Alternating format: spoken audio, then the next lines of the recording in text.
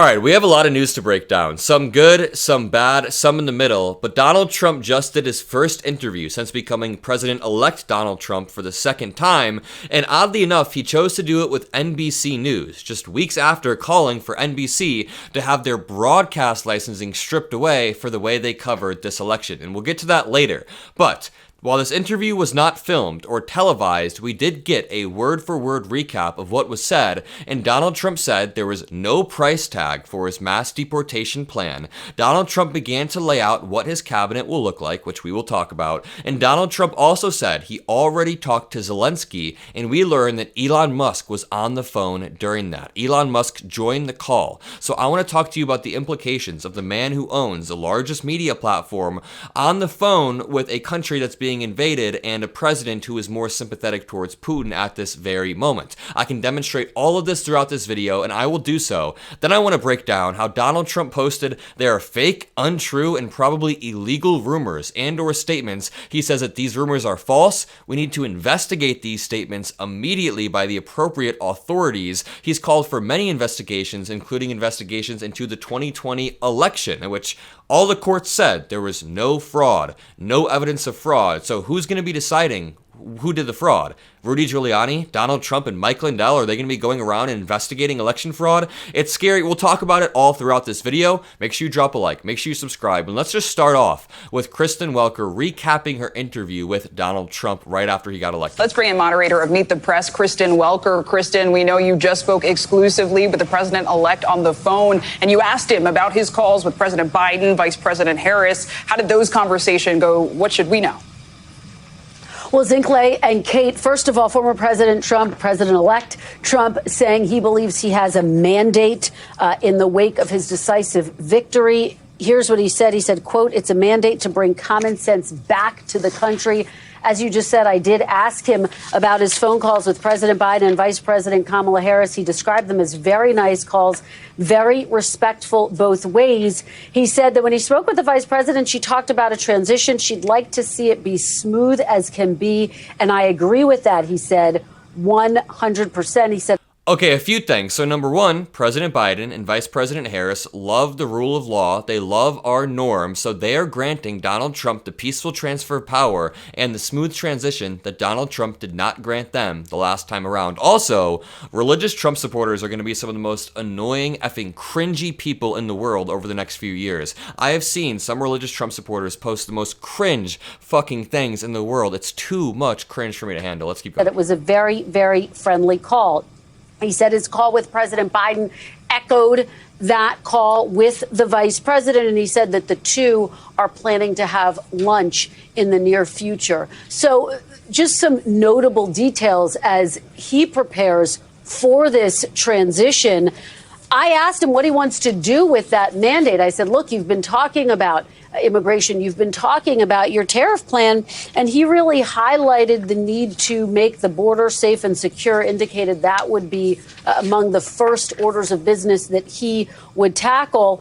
Listen to what's said here, because Donald Trump is going to most likely renew his tax code or even expand on his tax code when it expires in 2025, the tax code that he signed into law in 2017. And when it does expire and he re-signs a more advanced version of it, we will have less income coming into the government. But at the same time, he's going to say right here, there is no price tag to the mass deportation. So what happens when you start spending more but the government has less money coming in? You necessarily have to deficit spend or increase the deficit, which is what Trump did during his first term a lot. And I asked him, well, what is the price tag to this mass deportation plan that you have talked about? What specifically would it look like? How would it work? And he said there is no price tag.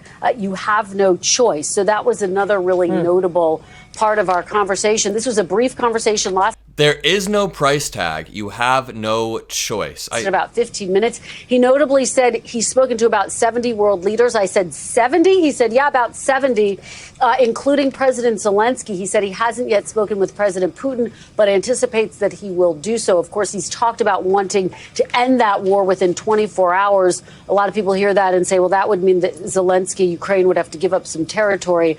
He has been quite defiant, though. He believes he can get that done.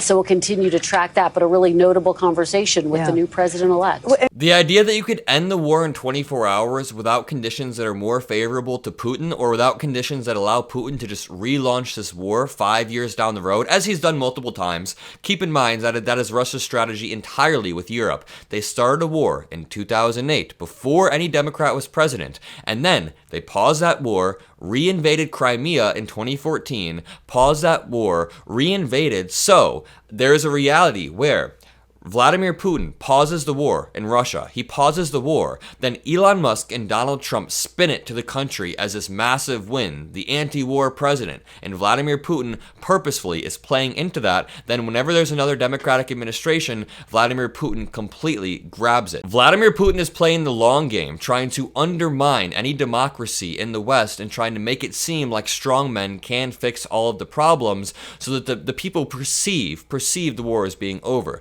Trump says there's, quote, no price tag for his mass deportation plan, but let me bring you over to this scoop. Elon Musk joined Trump's call with Zelensky. This is something that terrifies me almost even more, is Elon Musk being able to tip the scale of public opinion or tip the scale of global relations. When Elon Musk thinks that Elon Musk has posted disinformation about Zelensky funneling money from the US people. That is not true. That is fake. Elon Musk has posted that Paul Pelosi was hit in the head with a hammer by his gay lover. And then when I clicked on that website a few years back, it said that Joe Biden uses a body double every single day. This dude is a conspiracy theorist to the max and has no place in global relations, but let's read this article. Donald Trump's phone call with Ukrainian President Zelensky on Wednesday included two surprises. Elon Musk was on the line, that is the bad news, but Zelensky was somewhat reassured by what he heard from Donald Trump. Two sources with knowledge of the call tell Axios. The new details of the call underscore how influential Musk could be in the second Trump administration. Lord have mercy on all of us, damn. Between the lines, Trump's public messages through the election campaign promising a quick resolution to the war and declining to say which side he wanted to win and criticizing the massive aid packages flowing from Washington raised alarm bells in Kyiv and throughout Europe. I mean, there is no denying Donald Trump's rhetoric has not been favorable to Ukraine. Even when Zelensky visited him, he was bullying him. But now it seems like it may not be worst case scenario. The Biden administration is now looking for ways to get as much military assistance over there as possible ahead of January 20th, when Trump would most likely turn off the spigot. But the private conversations between Trump and his team have had with Zelensky the private conversations Trump and his team had with Zelensky and his advisors over the last 2 months, including on Wednesday,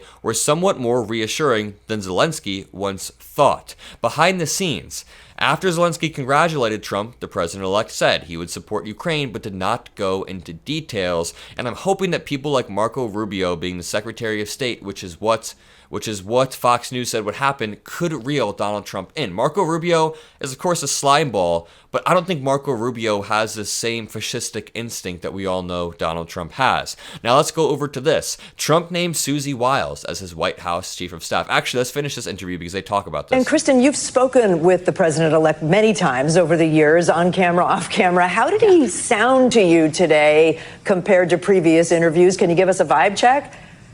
It's a great question, Kate. He sounded quite bullish in the wake of his decisive victory. He talked about the fact that there has been what some are calling a realignment, the fact that you did see an increase in support for him amongst various groups, from Latinos to young men, low propensity voters, which we called them on election night, as well as even some women who came out in larger numbers than you would anticipate. And so it was a really notable conversation, and it's clear he believes, again, that there is a mandate. He talked about the fact that Republicans now control the Senate. He said he's very honored by that, honored by the role he believes he played in. Okay, this wasn't some massive rejection of the Democratic Party and Joe Biden and wokeness and trans issues. Obviously, a lot of things fed into this, and Joe Biden didn't have the best optics, but this was literally just a trend of incumbents losing across the globe. You can look at all of these different charts that show every single incumbent sitting administration loses, and that's due to global inflation and the blowback from COVID, the blowback from COVID spending across the globe. So yes, while there are many different things are feeding into it, many different ads were played about Kamala Harris being radical, and I'm sure that swayed some people, this is broadly just anti-incumbent sentiment and not some massive realignment that is unfixable. I see people saying that Democrats have lost for the next 30 years. No. In 4 years, we will have a candidate that emerges that we're not expecting now, and we'll be fine. Helping to make that happen, and of course continues, like the rest of us, to watch what will happen in the House quite closely to see if, in fact, Republicans do control all two chambers of Congress as well as the White House. I heard you asked also if Susie Wiles, his campaign head, will be the chief of staff. What did he say? I did. I asked him about that. He had very strong things to say about her. He said she would certainly be a contender. She's great. I said, Senator Tom Cotton, we are hearing, is not going to enter the administration. It's our understanding that he's looking at a potential leadership post in. Okay, so that's the part I wanted to get to. I want to talk to you guys about Susie Wiles for a second because Trump did name Susie Wiles as his White House chief of staff. The president-elect turned to his top political aide to fill a key post managing the White House when he returns to office. And I'm not going to lie to you guys. I've been doing a lot of research over the past 24 to 48 hours about Susie Wiles. She seems to be a political powerhouse. She rose to fame during the Reagan administration. She got her first job in D.C., and less than a year later, as somebody that was my age, she was working in the Reagan administration, or on his campaign rather, and then she's worked for 40 years. She won Florida for multiple candidates. She won Florida for Donald Trump in 2016, and now she seems to be one of the only adults in the room. She's been described as Trump's babysitter, one of the only people that can keep his worst instincts in check, and obviously we saw him act on them throughout the campaign trail, but apparently she is a powerhouse behind the scenes who is a sort of moderate Republican. President-elect Donald Trump on Thursday named Susie Wiles, the Florida strategist who has run his political operation for nearly 4 years, as his White House chief of staff for his incoming administration. It is the first job announcement Mr. Trump has made since winning the election on Tuesday, and Fox News also revealed that Marco Rubio is very likely for a Secretary of State position. Again, we don't like Marco Rubio. We disagree with Marco Rubio on everything, but Marco Rubio is not the type of person that's going to just absolutely nuke the country for the fun of it. It is the first job announcement Mr. Trump has made since winning the election on Tuesday. Wiles will be the first ever woman chief of staff, and it's likely she doesn't last long. She's shown the ability to survive Trump's chaotic management style, which he had 4 chief of staff during his first terms. Even Obama had 4. It's pretty common to roll through chief of staffs in particular, that particular position. She worked on Mr. Trump's campaigns in 2016, in 2020, and now she rose to fame in more senior roles. So it's pretty interesting to hear that he chose Susie Wiles. Let's go back to this interview. In the Senate, and he had some very positive things to say about Senator Cotton as well. No surprise, Senator Cotton's been one of his top allies. He says, I think he's fantastic, somebody that I would think of to join his administration, but he's a very important senator.